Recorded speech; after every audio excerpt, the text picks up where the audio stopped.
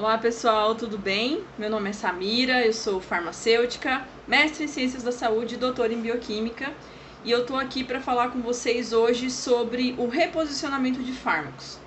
Sabe o que é reposicionamento de fármacos? Já ouviu falar disso? Imagina o que seja. Bom, esse termo reposicionamento já dá uma ideia pra gente do que aborda esse assunto. Então, quando se faz o reposicionamento do fármaco ou reaproveitamento de um fármaco, na verdade você está descobrindo uma nova atividade ou uma nova ação farmacológica para uma medicação que já está em uso clinicamente. Então isso acontece bastante, né? Isso foi alvo, por exemplo, do uso da ivermectina para tratamento de coronavírus. E eu quero trazer um exemplo muito legal para vocês de reposicionamento de fármacos, que é o uso da acetilcisteína em tratamento de problemas neurológicos.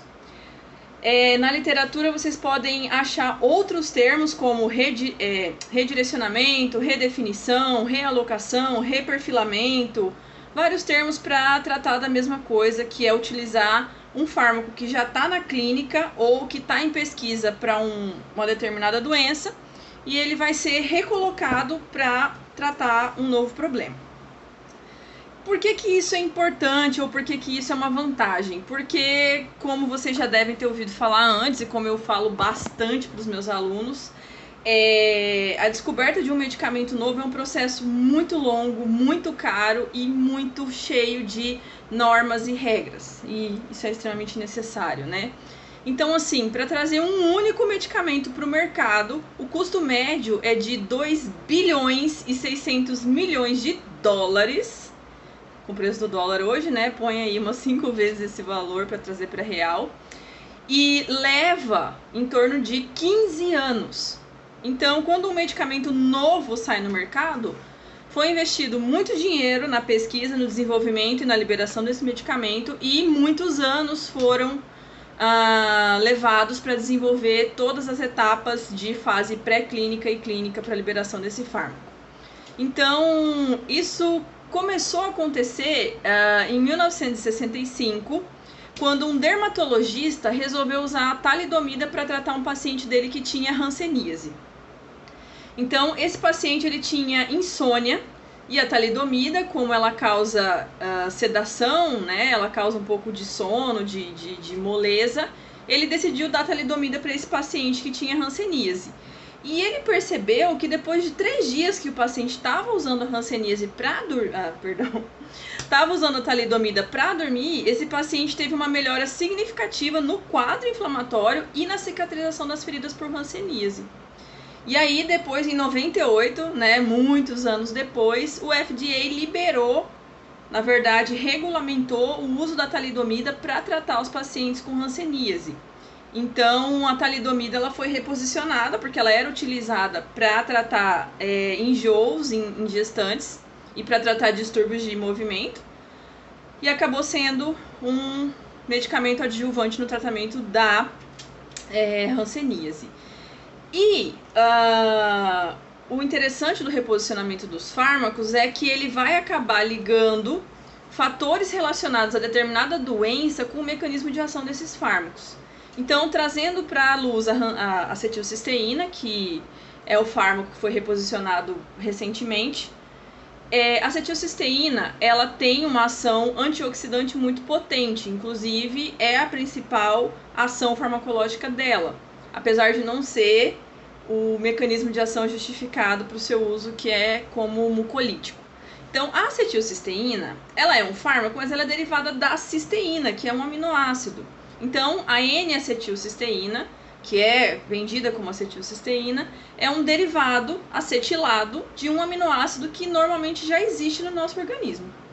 E a acetilcisteína, ela é utilizada como antioxidante, então as propriedades antioxidantes dela já são conhecidas, então ela combate radicais livres, e ela é usada também para tratar intoxicações por paracetamol. Então ela tem esse uso como antídoto para intoxicações, superdosagem de paracetamol. E o seu uso mais comum é como mucolítico, né? Todo mundo toma acetilcisteína para fluidificar as secreções. E ela também é usada como protetor renal para pacientes que vão ter que fazer um exame de contraste e vão usar o contraste de iodo. Então ele serve como um medicamento que vai proteger o paciente que tem alguma doença renal para fazer esse exame de contraste. Então, saiu um artigo novinho, ele ainda está no Impress, ainda não está na forma definitiva da revista. Eu vou linkar aqui embaixo para vocês a referência desse artigo, que ele traz ele faz um levantamento, né? Ele faz uma revisão sistemática do uso de acetilcisteína em desordens psiquiátricas e neurológicas. E esse artigo, ele mostra que a acetilcisteína pode ajudar em doenças neurológicas e doenças psicológicas justamente por conta dos seus efeitos antioxidantes, já que muitas dessas doenças têm como fundo o estresse oxidativo ou a geração de radicais livres. Ela também pode estimular a neurogênese, que é a formação de novos neurônios. Ela pode evitar a apoptose de células cerebrais, de neurônios e disfunção mitocondrial, além de neuroinflamação. E a longo prazo, né, o uso de acetilcisteína a longo prazo pode levar também à neuroadaptação e à plasticidade neuronal. Então esse artigo, ele é um artigo muito grande, né? Ele faz um levantamento de muitos outros artigos e ele junta 65 estudos. Esses estudos, eles têm tamanhos de amostra diferentes e eles trazem ensaios controlados e não controlados. Então, nos ensaios controlados, você tem grupo controle, grupo tratado, e nos não controlados, você traz estudo de caso, relato de tratamento, às vezes casos que só tem um paciente.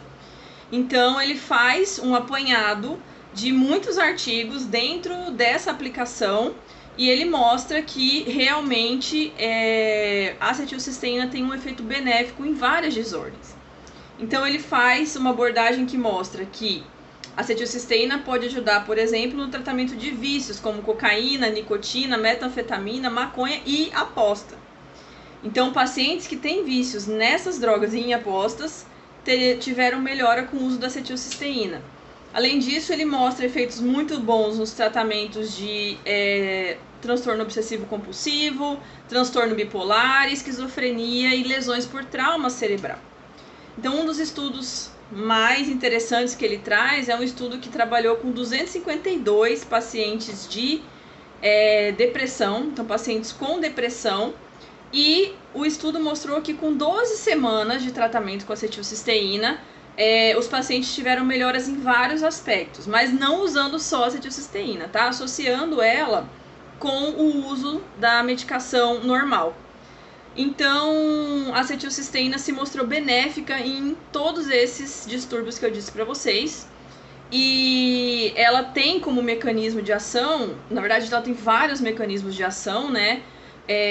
Como antioxidante, por exemplo, ela auxilia no sistema da glutationa. Então, ela vai causar redução na formação de radicais superóxido e ela propriamente atua como um aceptor de radical livre, combatendo, então, os danos por radicais livres que são fundo de muitas doenças neurológicas.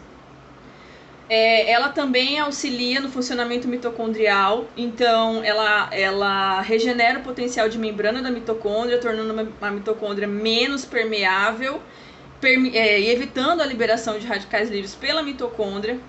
Ela causa redução na liberação de citocinas inflamatórias e aumenta a produção das anti-inflamatórias, e ela tem uma influência benéfica na transmissão GABA, então no sistema GABAérgico, que é um sistema que está muito envolvido em distúrbios neurológicos.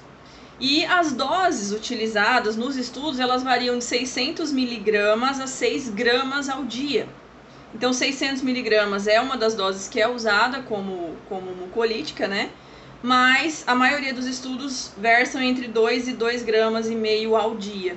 Então, o artigo é bem extenso, traz muita informação, mas mostra que a acetilcisteína tem um efeito, sim, benéfico para tratar vários tipos de desordem neurológica. Então, vamos avaliar a questão do reposicionamento dos fármacos, que pode ser uma forma muito boa de tratar condições que ainda não tem tratamento, gastando pouco, né? Um beijo para vocês.